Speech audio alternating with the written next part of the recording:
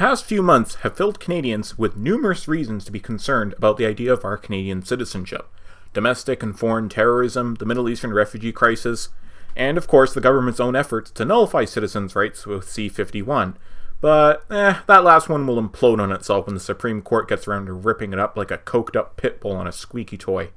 All of these are valid reasons to be a little more scrutinous and maybe ask a bit more on the duties part of citizenship, though definitely not to the horrible extent seen in Europe and America.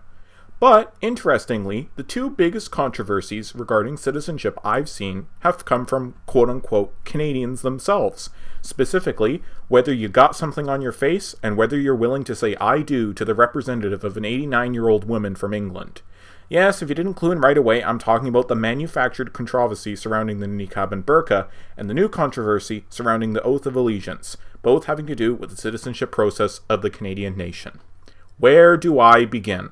Well, let's tackle that first problem, because it's easily the silliest and most pedantic controversy I've ever seen in my life. Let me remind everyone that the entire point of the Tories bringing this issue up of face coverings was as an election stunt to try and discredit the NDP and Grits. Look how well that turned out.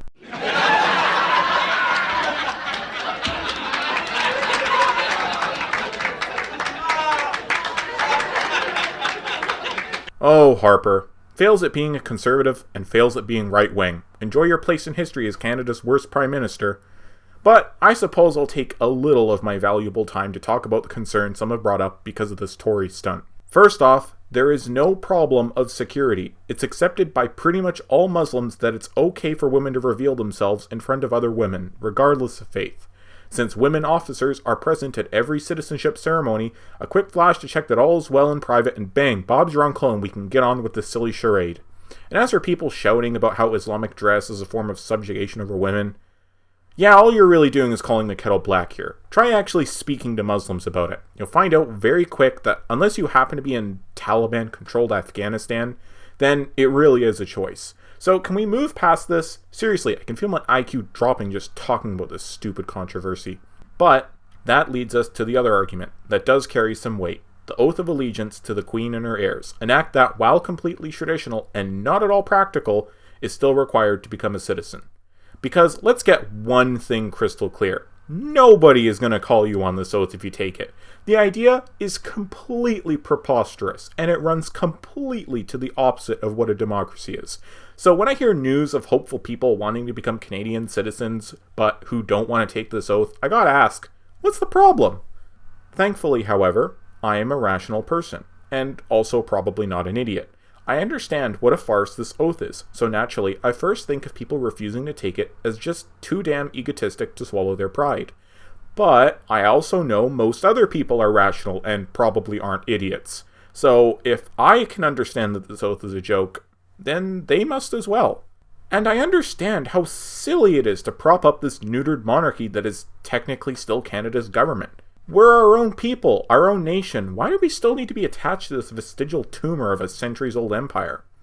Naturally, these new questions lead us to all sorts of sociological and philosophical ramblings about the nature of government and the roles of the head and citizens of states, but today, I'm going to do something that may shock a lot of you. I'm going to defend the monarchy. Now, before you grab your pitchforks and go after me like some loyalist traitor post the American Revolution, I'm not going to defend the idea of absolute monarchy. Just the image monarchy presents to Canadians and Canadian citizenship. What I like about the Canadian monarchy are its pragmatic qualities only. Firstly, it's a sort of starting point for discussions about cultural significance in the world, and the sun never sets on the British Commonwealth and all that. On this point, I think the monarchy can be important in distinguishing ourselves from the southern neighbours, just as part of being Scottish or Irish is not being English, part of being Canadian is not being American. And what better way to not be American than by singing God Save the Queen alongside O Canada? Concurrently, the monarchy also acts as a loading off point for all the ceremonial actions required by a leader using the Governor-General, which allows the Prime Minister to focus just on running the country. And hey, who can argue with getting a free statutory holiday for no reason each year in honor of Queen Victoria? So, considering all this, am I still going to go with the suck it up route when it comes to the oath? Of course not. I think if people are opposed to this, they have a right to be so, just as Muslim women have a right to wear whatever they want as long as they can be ID'd in private. And I am perfectly willing to bring these issues up with my parliamentarian on behalf of them. But in regards to the other Canadians that will still complain about damn immigrants trying to change our country just to shoot them, well, I hope I don't have to point out the irony in that viewpoint. Thanks for watching, and have a nice day.